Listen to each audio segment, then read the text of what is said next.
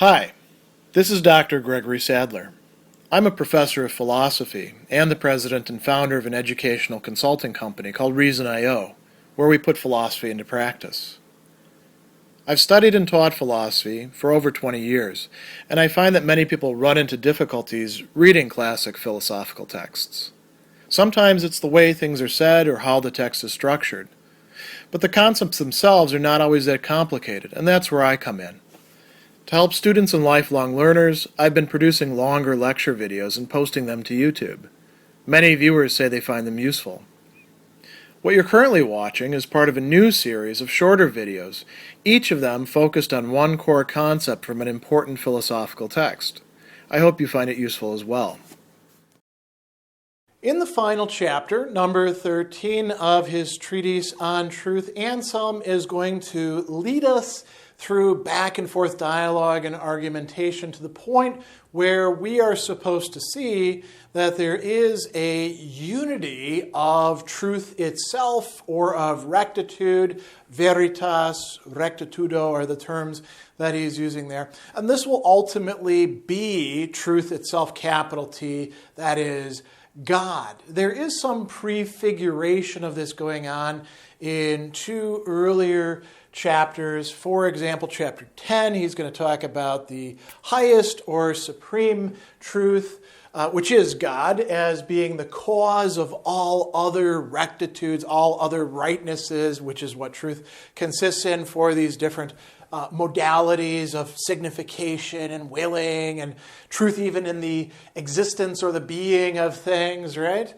And then in chapter 11, we're going to get a definition of truth, rectitude, perceivable by the mind alone, which encompasses all of these different kinds of truth, including the supreme truth as well. And now notice this is very important, that he's not saying rectitude of willing, of action, of speech, of thinking, of the very being of things. He's just talking about rightness or rectitude per se, and any kind of rightness that's perceivable by the mind that falls under these categories is going to be truth. Now, this raises a really important question for him and his student at the beginning of chapter 13. Is truth one or is it plural? And, even with having a supreme truth, a truth that's at the top of the pyramid or however you want to represent it, it is conceivable that there could be a number of different modalities of truth. Maybe the supreme truth is just like the highest truth or the best truth or truth, deserving a capital T, but these other kinds of truth are not the same thing as the supreme truth, and they have their own being, their own, whatever we want to call it, their own disconnected legitimacy or separated existence, despite whether they're connected with the highest truth or not. And so here's the key question. Is there one truth, one single truth in all things, and things there is race, which is this very broad category, that we say truth is in? So is there one single truth that exists in thought, whether it be cognition or judgment, in signification, whether it be, the first or the second kind of signification that Anselm discusses, in the will, in action, whether in rational, non-necessary action or irrational, necessary action, in the very being or existence of things. There's a lot of stuff already, right? Is there one truth in all these things that we have said truth is in throughout this entire treatise? Or, here's another possibility, are there as many truths, as many kinds of truth, as there are things called true? This second statement, by the way, could be taken in two different ways.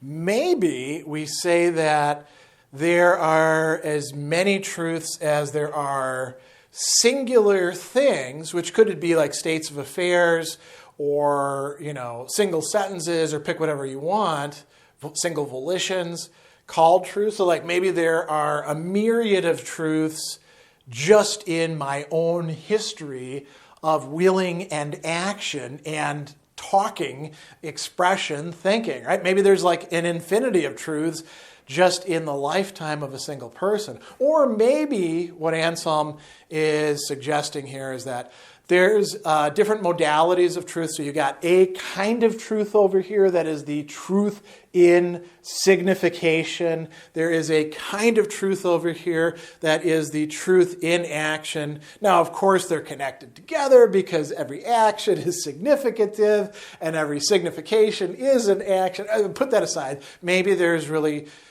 2 or 3 or 4 or 5 or how many kinds of truth we have, major types of things, right? And Anselm draws out some interesting conclusions that would follow if we accept the second alternative. He says, if there must be as many different rectitudes, rightnesses, as there are things, their existence, or rather their being, right, their esse in Latin, would depend upon or would be derived from those things, secundum res, right? So if there's truth in signification and truth in the will, then the rectitude of truth in signification would be derived from secundum, signification, and the rectitude, the rightness, the truth of willing would be derived from the will. Okay, so that signifies a kind of ontological dependency or a causality, if you like, right? And that would be a problem in part because, after all, we've seen earlier that all truths are ultimately going to be causally connected with the supreme truth. But there'd be another problem there as well. Rectitudes themselves would be varied, right? And he uses, this terminology there in Latin that's very cognate with this, right? Literally, they would be the kinds of things that differ from each other, just as those things, those kinds of things, willing, signification, action, being, vary from each other, variantur, right, in Latin. So that would be a problem too, because then we'd have a hard time saying, how are these different truths actually connected with each other? We would have like truth and signification over here, and that's really got nothing in common with truth in willing over here. And, maybe that's the case.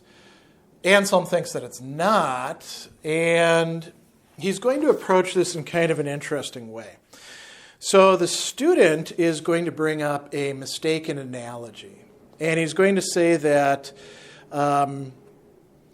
maybe signification and rectitude are connected together like body and color. Now, what would this mean? So if you've got a body, it has to have color, because that's the nature of bodies. Even if you call it transparent, okay, well, it's the colors of the thing that you're seeing through it, right? We can't really get out of this.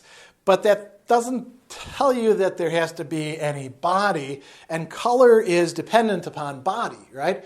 So maybe, let's take signification, maybe rectitude or rightness or truth of signification is dependent upon, right, as we saw here, the signification. If you don't have signification, no truth, right? So if I'm not saying anything, I'm not saying anything true, I'm also not lying, unless perhaps I'm, gesturing through my not saying something.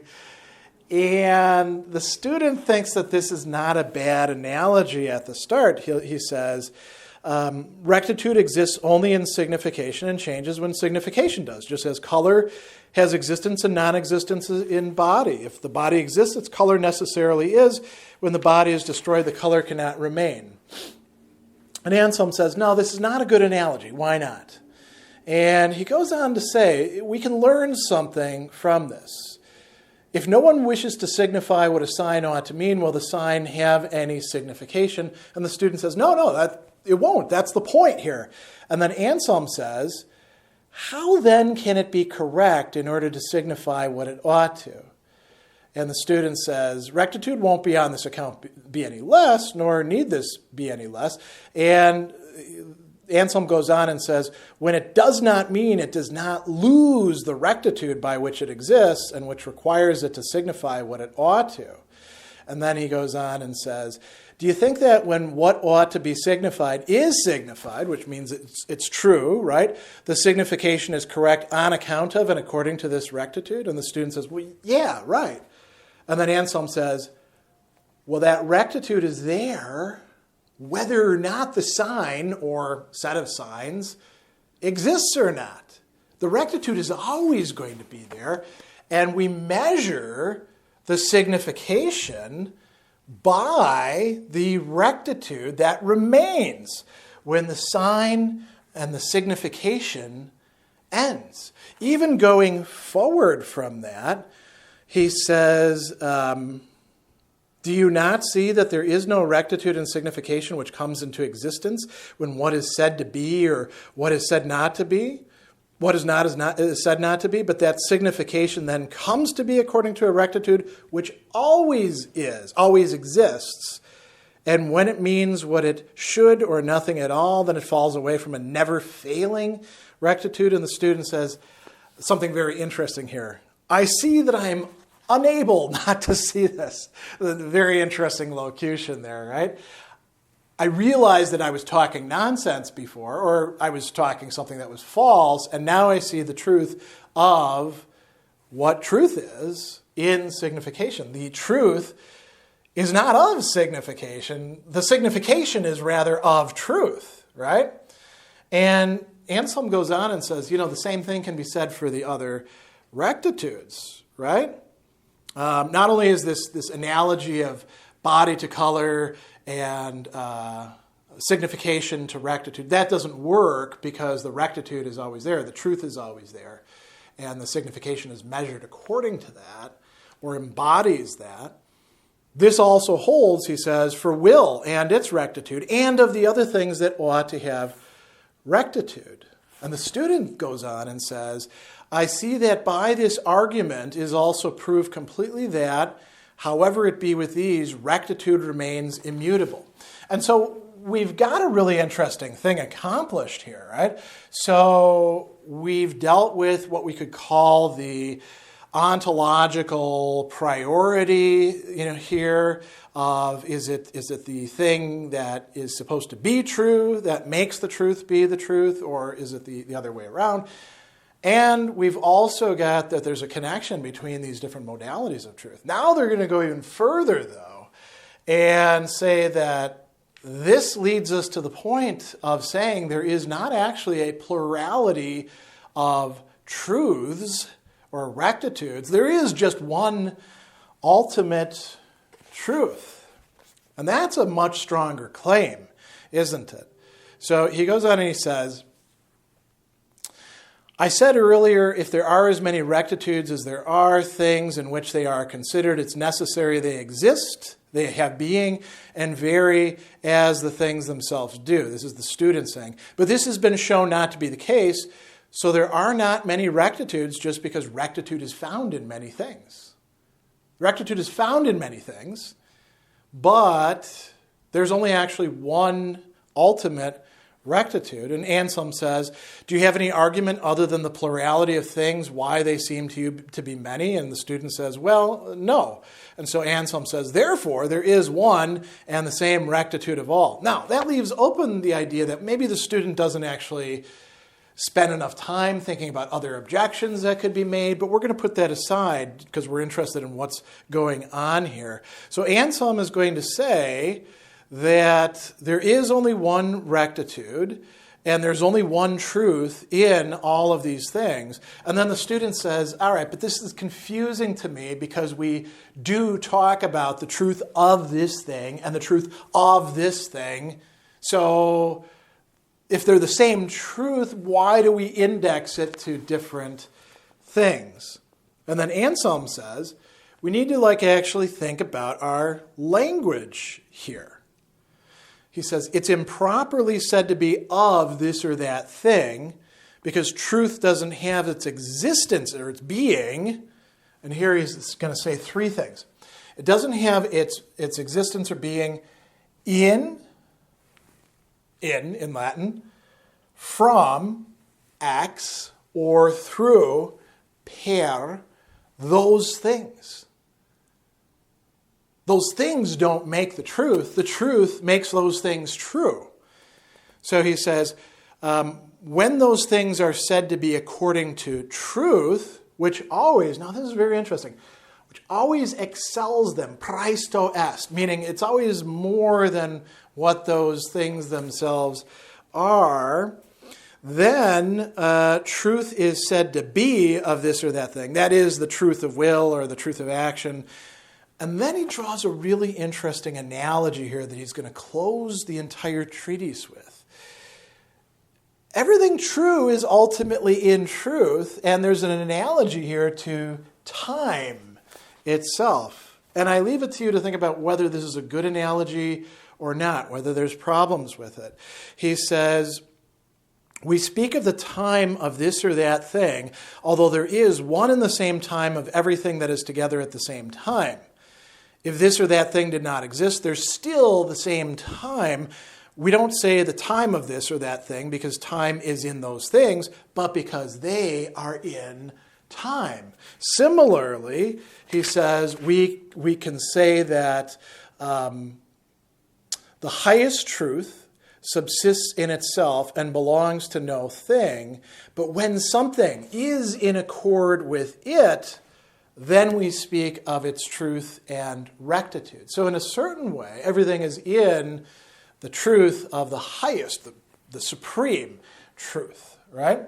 So it's kind of a weak analogy here to time. He's not saying it's exactly the same way. But what this shows us is that for Anselm, there is a unity of truth. It doesn't prevent us from talking about the truths of different things, whether these be individual things or whether they be kinds of things like truth in the will, truth in action, truth in signification. But in a certain sense, truth is, as the supreme being and everything else, is going to be measured, structured, made true in accordance with that truth.